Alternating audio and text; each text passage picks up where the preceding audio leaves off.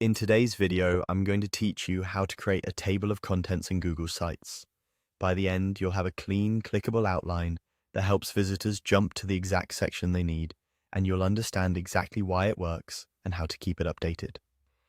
Start on your page in the Google Sites editor, looking at the main canvas where your content lives. On the right side, make sure you're in the Insert tab so you can access layout elements. From there, find and click Table of Contents. A placeholder box appears on your page. You can drag it to where you want it to live. Near the top of the page is a great spot, so readers see it right away. If you see a message telling you to add a heading so it appears in your table of contents, that's expected. The table of contents only lists text that's formatted as a heading. Let's add one.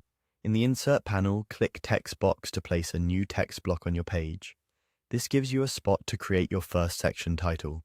Click inside that new text block, then open the Text Style menu, the one that usually says Normal Text.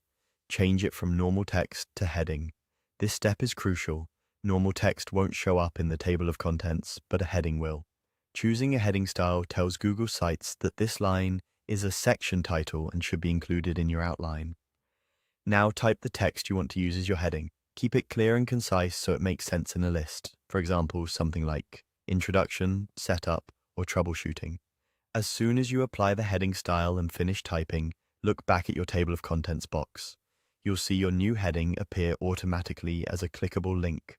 Add more text boxes and apply the heading style to build out additional sections, and the table of contents will keep updating itself in real time. A few quick tips to make this shine. Use consistent heading levels so your outline has a logical hierarchy. Headings become top-level items. Subheadings appear nested underneath when you use the appropriate styles.